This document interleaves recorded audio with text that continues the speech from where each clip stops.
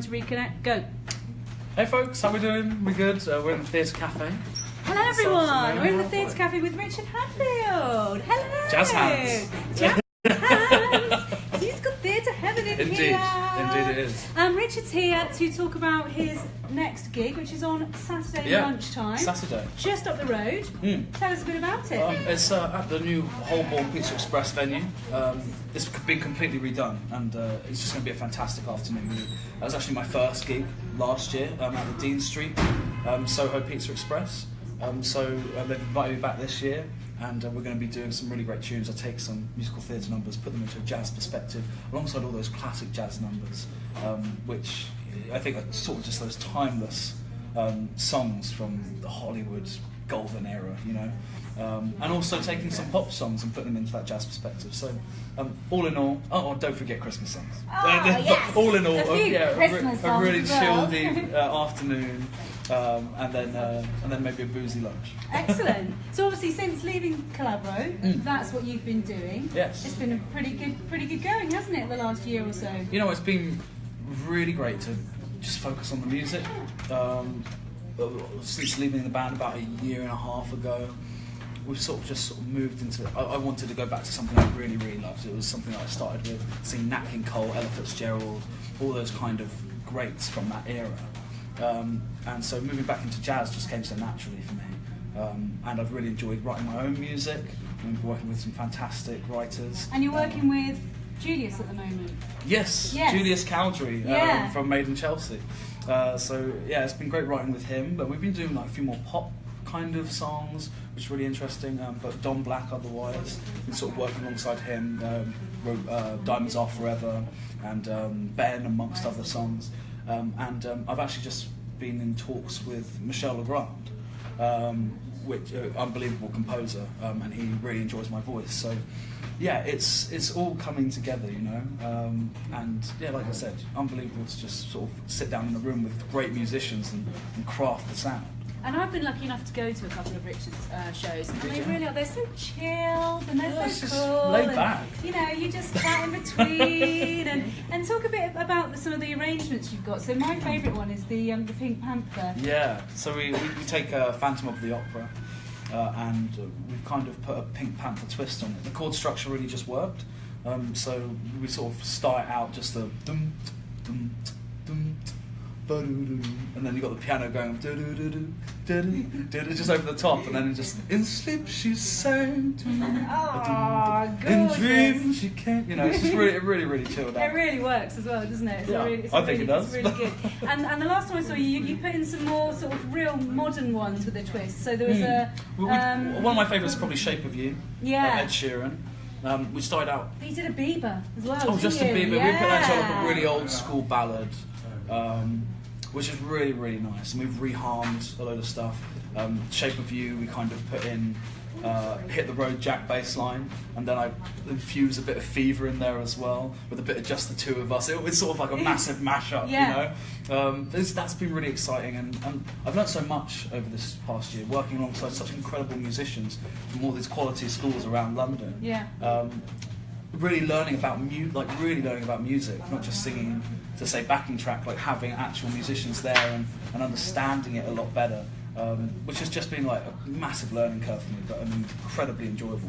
Yeah, it's been great, and the new refurb place at Holborn is really lovely as well. It's got a really nice sort of atmosphere to it. Stages in the middle. Yeah, it's right in the middle, and they've got like a bar at the front rather than just like tables and chairs. They've got like a bar at the front, so if you do have a front row seat, you're literally like on the stage, which is really cool. They've completely newly refurbed it, and they've had some really great acts in there so far. So you know, I'm really looking forward to getting in there and testing out the new kit. Really. Yeah, that would be great. All right, let's go to some questions that people have sent in. Okay, how do you get your ideas for your interpretations? Do you just like wake up in the night and be like, I know, I'm going to put Phantom of the Opera and the Pink Panther together? You know what, I think it's really important not to force it. So many times I've like tried to sit down and maybe write something and it just doesn't come to me. So it's incredibly important to just let that happen. I think the most important thing is just to continuously listen to music, all types, because then you might start making connections with things that will work. Yeah. It's not as simple as just chucking 2 songs you like together. No, obviously you need not. you need to hear it. I always, like with Pink Panther and with Ed Sheeran, The Shape of You, I always heard Fever in there. I always heard Phantom in there. I think I come up with them mostly in the shower. Yeah. So, where the best reverb is, right? Yeah, of course. Fantastic acoustics in there, yeah. Okay, what's your favourite musical? Obviously, we are in the heartland of musical theatre here. Yeah. Right in the middle of London. What's your favourite? Oh, goodness. I mean, I could just go really... Like, I think growing up, the first musical I ever did when I was 9 was Les Miserables. Who did you play? I played Gavroche. Ah! Yeah, and then I actually amateur dramatic wise, from there I went through like all the cast. I went to Marius, and then I did Javert, and then finally played Jean Valjean. Yeah. But I think really the kind of music that I'm now doing, and something I've always appreciated, is High Society, or Pal Joey. Those kind of really old school classics. Anything Goes as well. Is always a laugh. So, but those I think there needs to be more of a sort of influx of those in the West End. We haven't had many of that style recently. I mean, obviously High Society was at the Old Vic a couple of years ago. I think I went to go see it. Yeah, it was good. Yeah, it was good. Yeah, no, it's a good coming in, definitely, definitely. Okay, what was it like travelling the world with Calabro? Incredible. I mean, obviously I left for the reasons, I think I got this well documented, but apart from that, I mean, we got to go to so many incredible places like Japan and America. I think we did like Portugal's Got Talent one time, which was like just like really random stuff. Yeah. But just truly unbelievable to see so many different cultures. And in a working environment, that was really interesting. Something I've always regretted, though, personally, is never taking a year out and just travelling. I've like career-wise, I've always been like, right, I come out of school, this is what I'm doing, I want to move forward with it. And whereas loads of my mates went like travelling around Asia and stuff like that. So I'd like to do the backpacker thing, like travel the world a little bit less work-wise. Yeah. Even though how fantastic it is to do these like 1,000-seater venues in the middle of Tokyo, like unreal. But maybe a little bit more low key. More holiday. A bit more low key. Okay, do you have any Christmas traditions? Christmas traditions. Oh God, do I have any Christmas traditions? Do you eat roast dinner? Oh well, yeah. I mean, like, who doesn't eat roast dinner? Actually, I'll tell you what's really funny. I might be completely wrong about this, but I was told when we were out in Japan, I don't know if someone's taking the mick, but for their dinner, they have KFC.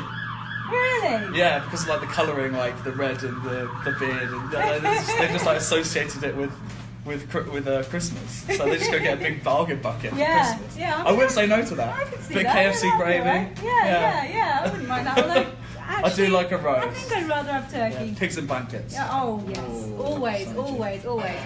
You sing a lot of musical theatre material, but would you like to be in a musical? I've actually been offered a few since leaving Calabro. I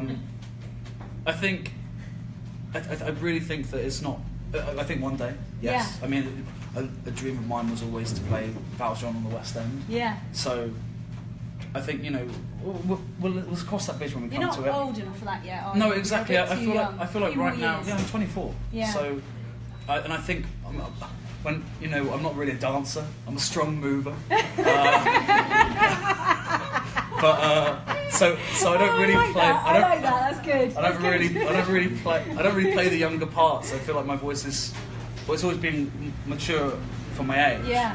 So therefore I've always been too young. Why would you hire someone young and potentially less experienced than someone who's been doing it for years and looks older anyway? Yeah. Because those are the kind of roles that I'd look to play. And even in those kind of jazzy musicals that we mentioned, they are often played by older people. Yeah. So I think for now it's concentrating on the music. Yeah. But musicals wise, I'd love to. Definitely in the future. Yeah. Okay, you're a big rugby fan. Indeed. Do you still play? Yeah, I do. I actually broke my ankle a while back, so it's like put me off like playing rugby. I've done the occasional match, but I love playing it. Sadly, 2 and 2 don't go together. rugby was actually going to be my first career. I was doing trials for England, I was playing for Harlequins Academy, but then I got shin splints, and that really affected me moving forward because I just put so much weight on to play. So I was like, oh, I'll lose it all and become an actor / singer. No, I still play occasionally for Old Streetonians in Hackney. And we play the occasional Saturday game. Yeah, go for a beer with the boys all the time. Excellent. Okay, last one. What can fans expect from the show on Saturday? It's just really chilled out stuff. It's not just going to be all like ballads. I mean, I love a good ballad. I do. But we've really got into this rhythm of doing some really up-tempo bebop stuff as well, jazz-wise, and which is really exciting for the players as well because they get to really test their fingers. It's not all about, like, this is the thing. These shows aren't all about me getting up and singing. I've always wanted it to be about the musicians as well. So it's incredibly exciting to sort of see that happen and give the boys like room to do their solos and stuff like that. But yeah, in general, it's going to be a musical theatre, obviously jazz standards and a few pop songs with Christmas tunes as well. We do like a We Three Kings, but like up-tempo jazz, like We Three Kings are bearing gifts. It's really cool. Sounds good. Plenty of funkiness. Excellent. Well, Richard's going to do a song for us, but we're going to switch off, prepare, and then come back on again. So do stay tuned. We'll get that sorted now, but before then, thank you very much for coming in to talk to me, Richard. Absolute pleasure. It's always a pleasure to talk to you. Same here. Always. And yeah, stay tuned. Richard's going to do us a song. Well done.